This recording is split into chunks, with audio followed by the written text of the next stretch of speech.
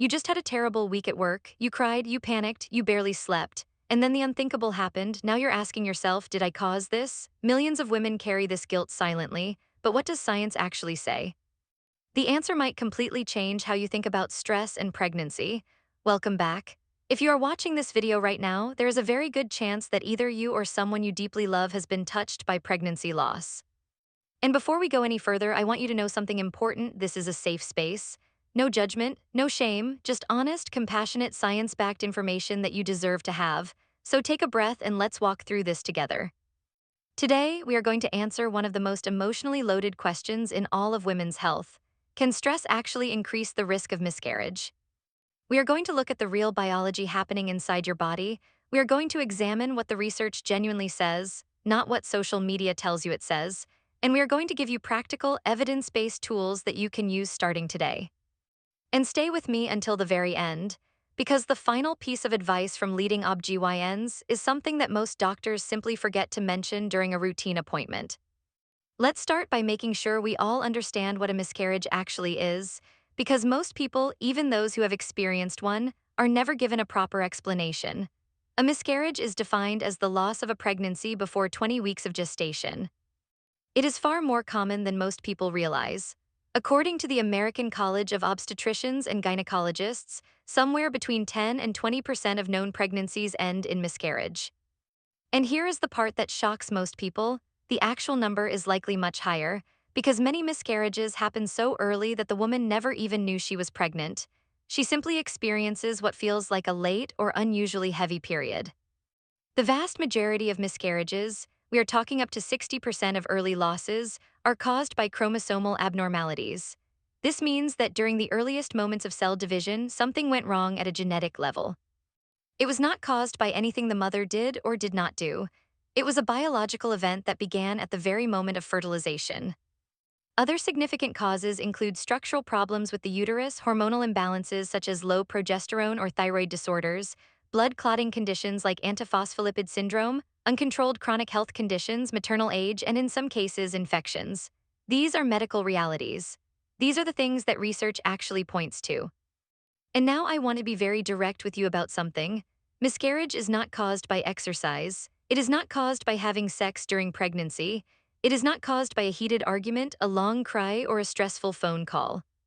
It is not caused by morning sickness, by lifting groceries, or by feeling anxious about your pregnancy.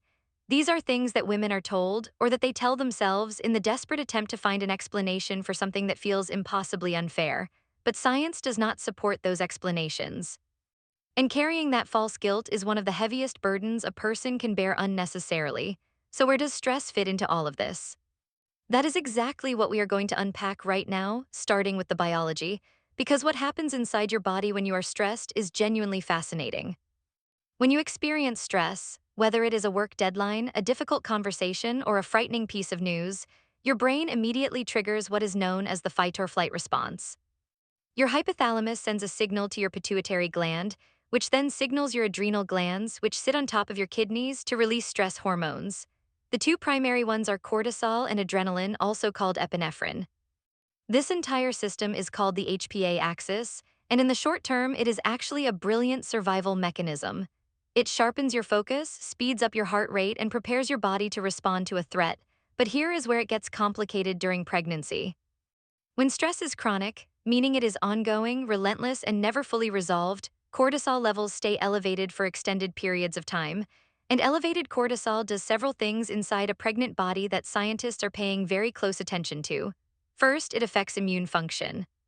Pregnancy requires a very delicate and specific immune balance because the mother's immune system has to tolerate the embryo, which is technically a foreign entity containing the father's genetic material.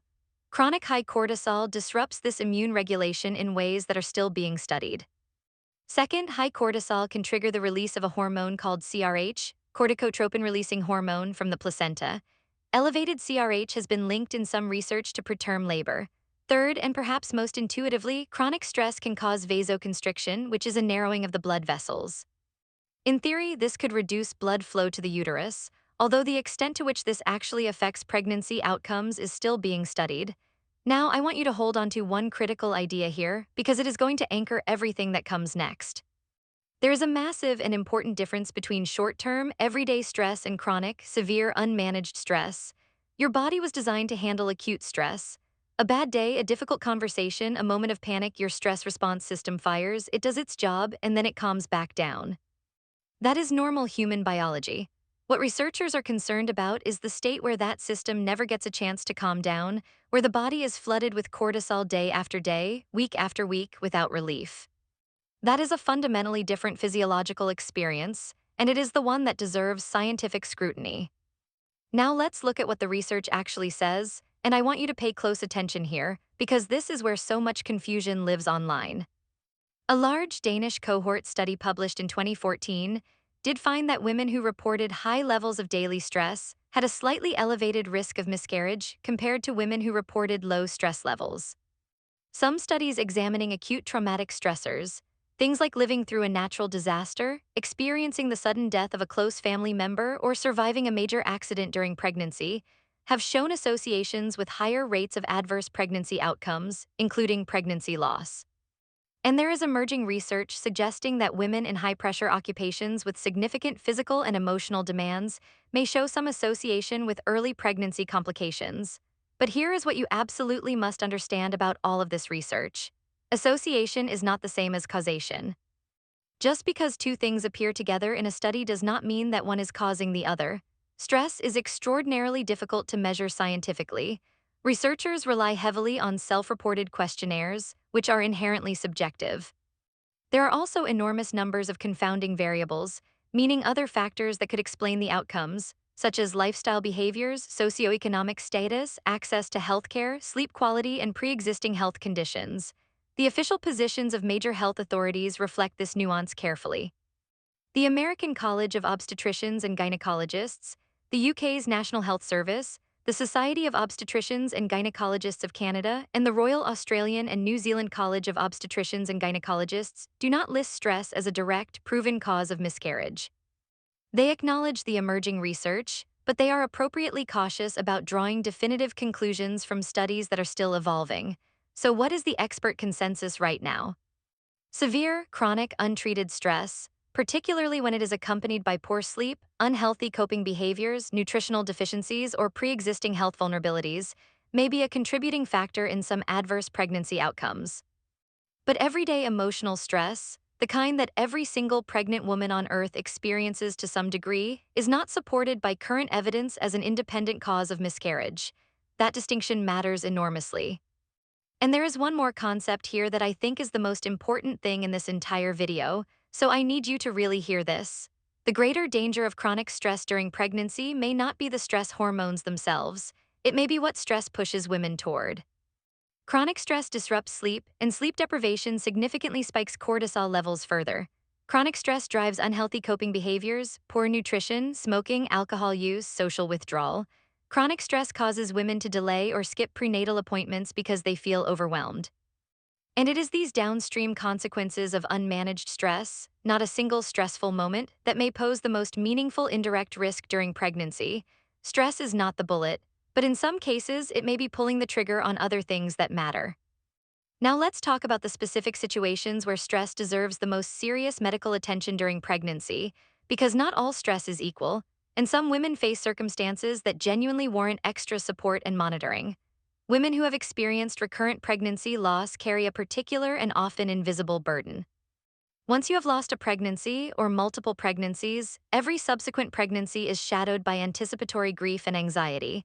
You analyze every symptom, you brace for the worst, you feel afraid to hope. This cycle of chronic anticipatory stress is real, it is measurable, and it is something that perinatal mental health specialists are specifically trained to address. Research has shown that women with recurrent pregnancy loss who receive structured psychological support have improved emotional outcomes and, in some studies, improved pregnancy outcomes as well. This is not a small thing. Women who experience acute traumatic events during pregnancy, a devastating bereavement, exposure to domestic violence, a serious accident, displacement due to conflict, or natural disaster are in a genuinely different category from women navigating typical daily pressures. The biological stress load in these situations is severe, prolonged, and often completely outside the woman's control. Studies examining populations affected by events like Hurricane Katrina and the September 11 attacks did find elevated rates of pregnancy complications in directly affected women. These findings matter, and they underscore why crisis support for pregnant women in disaster or trauma situations must be treated as a medical priority. There is also an important conversation to have about occupational and socioeconomic stress, because pregnancy does not happen in a vacuum. Women who work physically demanding jobs without adequate maternity protections, women experiencing food insecurity, women in unstable housing situations, and women who face systemic discrimination in healthcare settings carry compounding stressors that are not simply a matter of mindset or self-care routines. Research consistently shows that women of color and women from lower-income backgrounds experience higher rates of adverse pregnancy outcomes, and chronic systemic stress is one significant part of that equation. Acknowledging this is not political.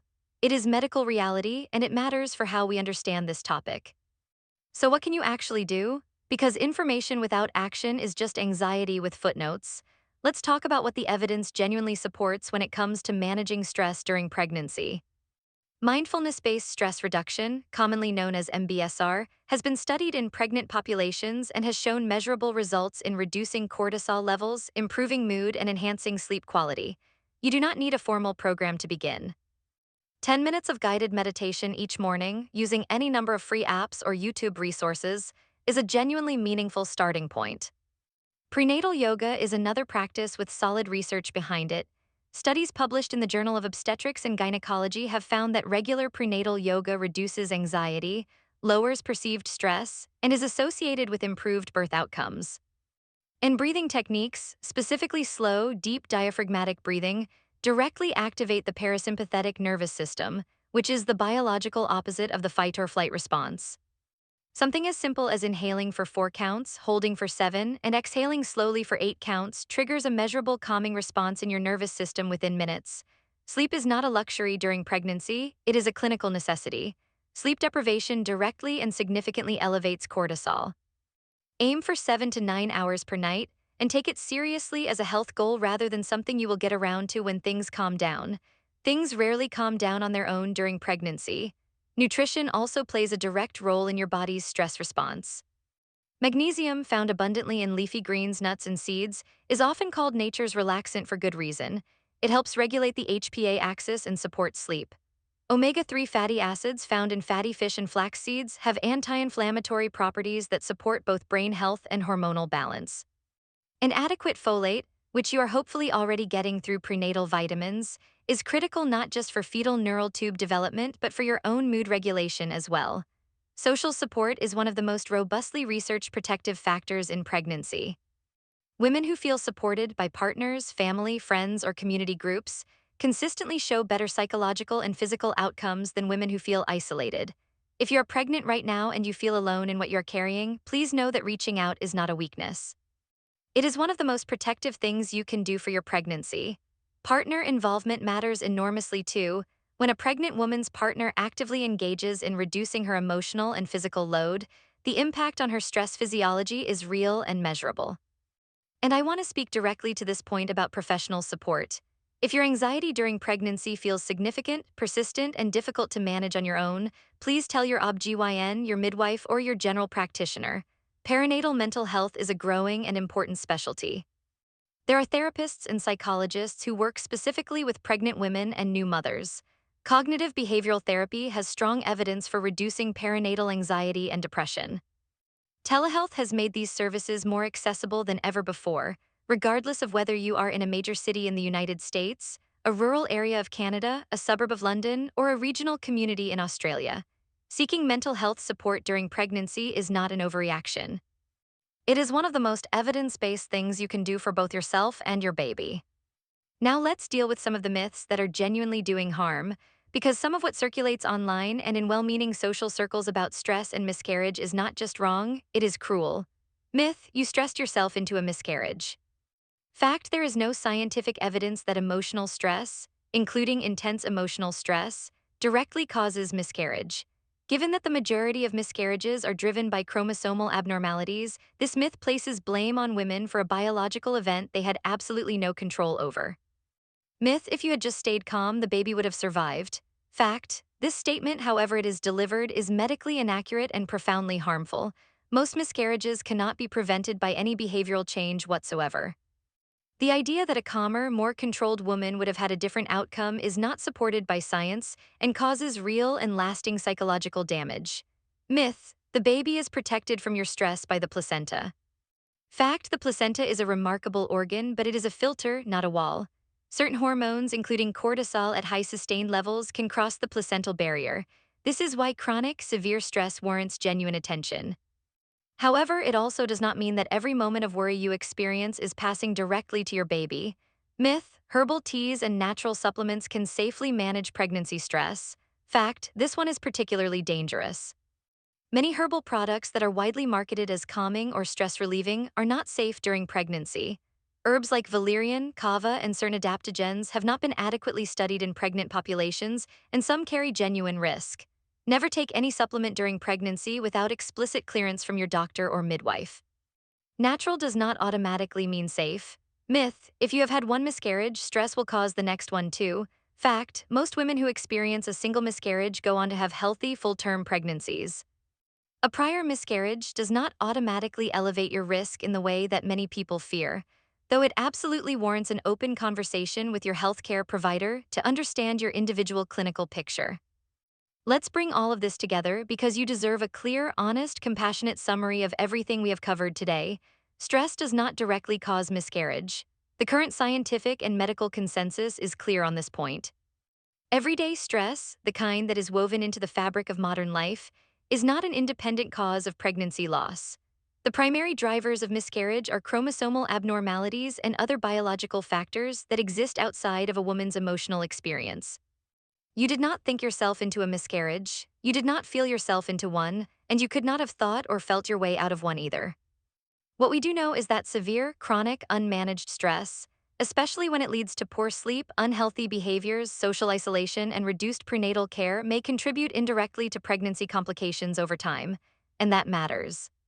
Not because it means you are to blame for anything, but because it means that taking care of your mental and emotional health during pregnancy is a genuine act of medical self-care, not an indulgence, not a luxury, but a legitimate part of your prenatal health strategy. The most important thing your OB-GYN or midwife wants you to do is be honest with them. Tell them when you are not sleeping. Tell them when anxiety feels like it is running your life. Tell them when something feels wrong emotionally or physically. You are not being dramatic. You are not wasting their time. You are doing exactly what evidence-based prenatal care looks like, showing up honestly and asking for help when you need it. And if you are watching this video because you have already experienced a loss, I want to speak to you directly for a moment. Your grief is valid, your questions are valid. The need to understand what happened is one of the most deeply human responses to loss that exists. But please hear this clearly: stress did not take your baby. Biology is complicated, pregnancy is fragile, and the answer to what happened almost certainly lives in the realm of medical science rather than anything you did or felt or said or thought. You are not guilty. You are grieving, and those are two very different things. If this video helped you feel even a little less alone, a little more informed, or a little more at peace, please share it with someone who needs it. Like this video so that more women can find it when they are searching for answers at 2 in the morning. Subscribe for new evidence-based women's health content every week. And leave a comment below telling me what pregnancy health topic you want me to cover next. I read every single one.